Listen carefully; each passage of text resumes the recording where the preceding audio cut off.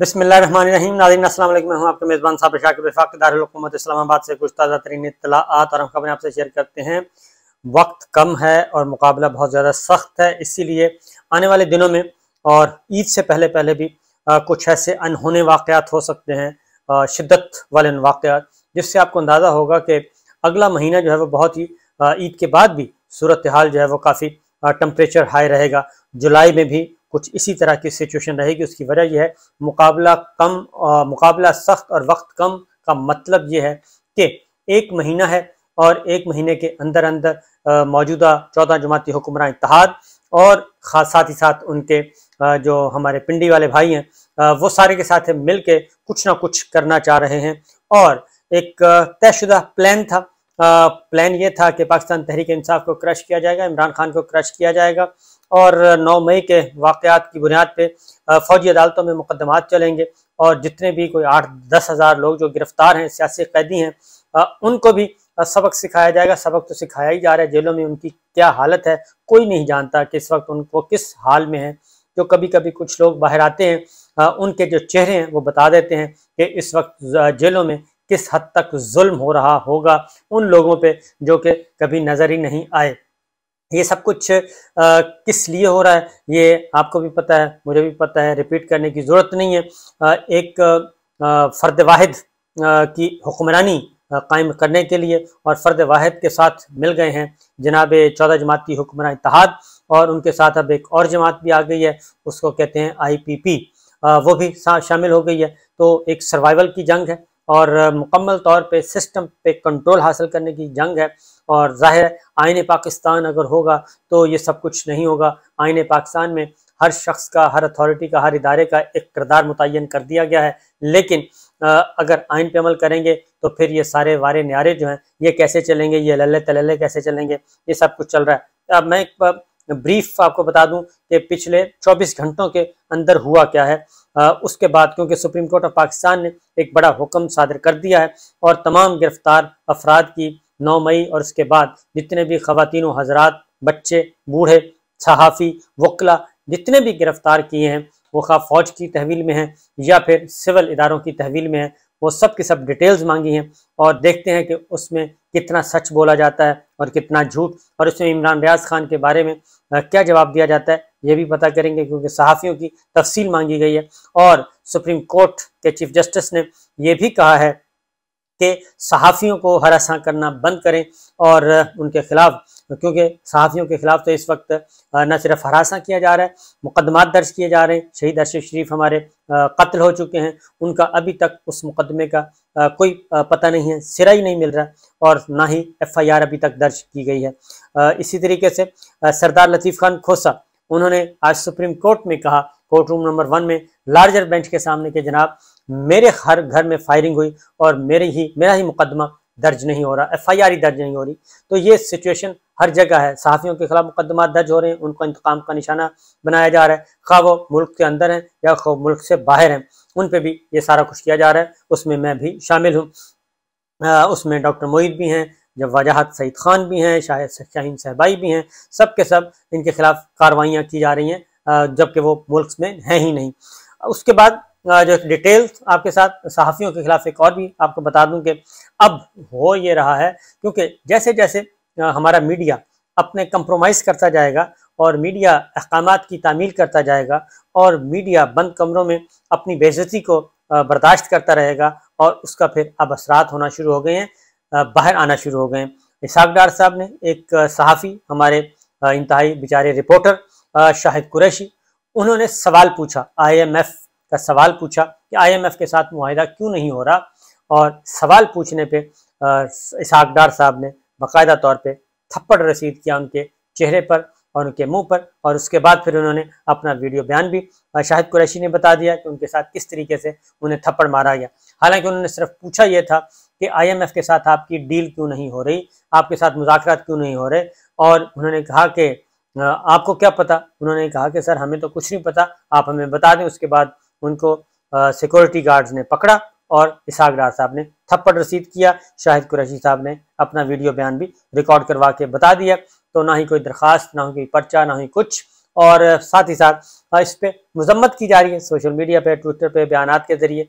तो जब तक जनाब आप लोग नहीं निकलेंगे, और ये वक्त आने वाला है कि जब स्टूडियोज में आके एंकर पर्सन्स को भी इसी तरीके से थप्पड़ मारे जाएंगे। उसकी वजह यह है कि जब आप एक अपना आईनी हक जो है, अपने आईनी हक से आप दस्तबरदार हो गए हैं, फ्रीडम ऑफ स्पीच से, फ्रीडम ऑफ एक्सप्रेशन से, जब आप उस हक से दस्तबरदार हो गए तो फिर उसके बाद कोई भी लिमिट नहीं रह जाती। और यही चीज़ है जिसकी वजह से हालात तो वाक़यात मज़ीद संगीन होने जा रहे हैं।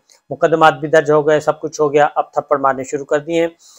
इसलिए जो इस वक्त प्रेशर है, crush PTI crush Imran Khan का प्रोजेक्ट अभी तक चल रहा है। उसकी वजह मैं आपको आगे जाके बता देता हूँ। लेकिन जो पिछले 24 घंटों के दौरान हुआ, हुमायूं अख्तर पाकिस्तान तहरीक इंसाफ को खैरबाद कहे गए, और ये retired lieutenant general Humayun Abdurrahman Akhtar के, मरहूम अब्दुर्रहमान अख्तर के बेटे हैं, DGI SI रहे, और 17 अगस्त के में उनके वालिद जो हैं वो शहीद हो गए थे। 17 अगस्त को जो हादसा हुआ था C-130 का।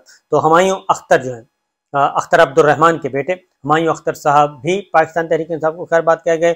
गुलाम सरवर खान, कल उनको पकड़ा गया था, उनके बेटे को, उनके भतीजे समेत, वो भी आज PTI को खैरबाद कहे गए हैं। लिहाजा ये तो दो अहम लोग जो हैं वो छोड़ गए। गुलाम सरवर खान साहब बिल्कुल एक तगड़े, अपने इलाके के तगड़े जाने माने एक सियासी तौर पे मजबूत उम्मीदवार थे, रहनुमा थे, और उन्होंने भले वक्तों में चौधरी निसार अली खान साहब को हराया, फिर उसके बाद दोबारा हराया, और अब पाकिस्तान तहरीक इंसाफ से वो वाबस्ता थे, फाकी वजीर भी थे।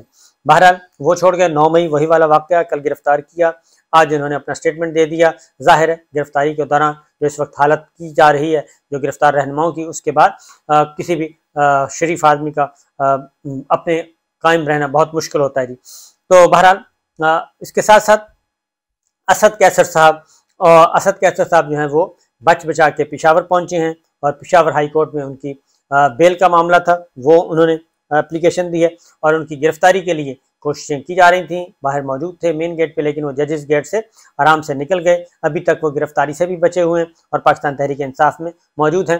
राबिया सुल्तान, साबिक गवर्नर पंजाब, उमर सरफराज, उनकी अहलिया घरेलू खातून, वो मिलने गई तो उनको भी गिरफ्तार कर लिया गया।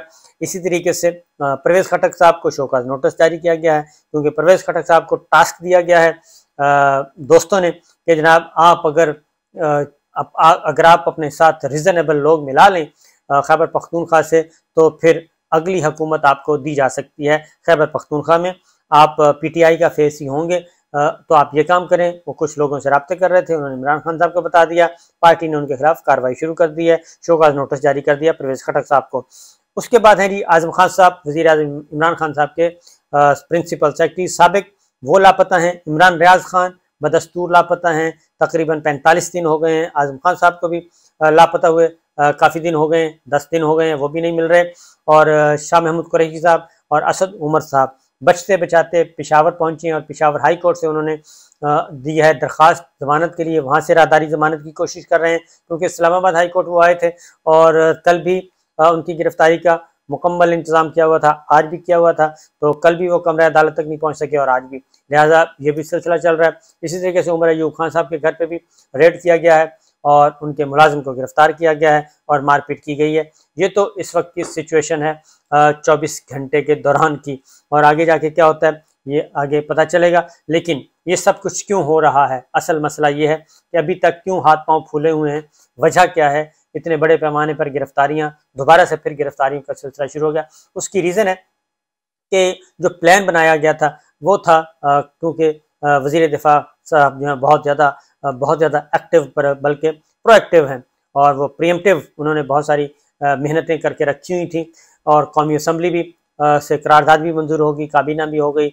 नून लीग जो है ख़ासतौर पे PDM, वो ये चाहती है कि इमरान खान और इमरान खान से जुड़े हुए जितने भी उनके पक्के ठक्के जो उम्मीदवार हैं, रहनुमा हैं, उनको फारिग कर दिया जाए 9 मई की आड़ में, और 9 मई की आड़ में फौजी अदालतों में मुकदमात चलवाए जाएँ।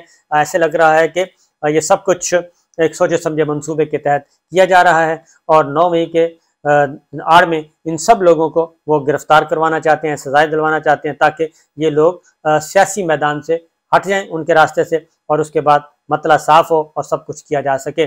लेकिन उसमें अभी बड़ी रुकावट आ गई है और वो फौजी अदालतों के खिलाफ जो दरखास्तें आई हैं वो लार्जर बेंच 7 मेंबर बेंच सुन रहा है और उसने पहले दिन ही जो हुक्म सादर किया है वो काफ़ी सख्त हुक्म है और उन्होंने तमाम गिरफ्तार लोगों की ज़ेर हिरासत ज़ेर तहवील लोगों की लिस्ट मांग ली है, फहरिस्त मांग ली है और उसका आगे प्रोसीड होगा, क्योंकि जो प्लान किया गया था वो ये था कि ये बेंच टूट जाएगा और बेंच आगे नहीं बढ़ सकेगा, लेकिन अब उसको भी गंदा करने की कोशिश की जा रही है और उस बेंच को भी मुतनाज़ बनाने की कोशिश की जा रही है। और मतलब ये है कि हम जो चाहें इस वक्त कर सकते हैं, हमें रोकने टोकने वाला कोई नहीं है। तो ये एक नया एक ट्रेंड चला हुआ है हमारे मुल्क में कि जो दिल में आएगा हम वो करेंगे और जो हम चाहेंगे वो करेंगे। ना हम आइन को मानते हैं, ना कानून को मानते हैं, ना दस्तूर को मानते हैं। इसलिए जनाब ये मुकदमा बड़ा इम्पॉर्टेंट है और इस मुकदमे में पता चलेगा कि क्या होना है, क्योंकि उसकी रीज़न है कि अगर ये एक दफ़ा सब कुछ तस्लीम कर लिया गया और 9 मई के जितने भी सिविल लोग हैं 9 मई के वाक़े में उनको 9 मई की आड़ में 9 मई वाक़े मुलव्वस, क्योंकि जेन्युइन जो मुलव्वस है उनको सज़ा मिलनी चाहिए, इस पर किसी का कोई शक नहीं है, किसी को भी कोई एतराज़ नहीं है। लेकिन एक ड्यू प्रोसेस जो है उसको फॉलो किया जाना चाहिए और जो हमारे कवानीन हैं उनके मुताबिक और एक फ्री एंड फेयर ट्रायल होना चाहिए। आर्टिकल 10A के तहत हम सबको बराबरी के हकूक़ हासिल हैं, इसलिए किसी के साथ ज़्यादती नहीं होनी चाहिए। ये जो फौजी अदालतों के तहत मुकदमात चलाए जाने हैं इसका मकसद बिल्कुल वाज़ेह है। इसका मकसद ये है कि एक पॉलिटिकल मोटिव्स भी हैं कुछ, उसको भी उसकी वजह है कि ये कैसे मुमकिन है कि एक वाक़या होता है और उस वाक़े के 24-48 घंटे के अंदर अंदर पूरे मुल्क से 8-10 हज़ार 12 हज़ार लोग जो हैं वो सियासी कैदी गिरफ्तार कर लिए जाते हैं और उनका कोई पुरसान हाल नहीं है। फिर ख़वातीन के साथ भी ये स्कूल, चादर और चारदीवारी का तहफ़्फ़ुज़ पामाल किया, सब कुछ किया गया। ये लगता ये है कि एजेंडा जो है वो इससे बियॉन्ड है, जो इस वक्त नज़र नहीं आ रहा, हिडन एजेंडा इससे बियॉन्ड है। और नून लीग और PDM ये पेश हैं, वो ये मुसलसल हमारी अफ़वाज पाकिस्तान को, हमारे इदारों को मुसलसल मिलाइन किए जा रहे हैं और उनको एक दलदल में फंसाते जा रहे हैं अपने सियासी मफादात की खातिर। तो आने वाले दिनों में इस बात का अंदाज़ा हो सकेगा। उसकी रीज़न है कि नून लीग जो है वो बहुत दरून खाना अपने जो अपनी पर्सनल मीटिंग्स होती हैं, किचन कैबिनेट जिसको कहते हैं, उन निजी महफिलों में वो बरसरेआम कह रहे हैं कि जनाब 9 मई का वाक़या बड़ा ज़बरदस्त हुआ और अब इसकी बुनियाद पे जो करना है कर लें। इस वक्त हमारे वारे न्यारे हैं, जिसको अंदर करवाना है, जिसको फौजी अदालतों में इमरान खान को भी, उसकी काबीना को भी, उसके रहनुमाओं को भी, सहाफ़ियों को भी, सबको फौजी अदालतों के ज़रिए फ़ारिग करवाएं। और अगला रूल हमारा है, हमारा सितंबर में हमारे चीफ जस्टिस आ जाएंगे और ऑलरेडी पिंडी में हमारी अंडरस्टैंडिंग हो चुकी है, जो चाहेंगे करेंगे। ये सब कुछ चल रहा है जी। तो देखिए क्या होता है। इमरान खान साहब डटे हुए हैं। इमरान खान साहब के बारे में बता दूं कि वो डटे हुए हैं, वो अपने असूली मौक़िफ़ पर कायम है और वो पीछे हटने के लिए तैयार नहीं है। इजाज़त दीजिए, अल्लाह हाफ़िज़।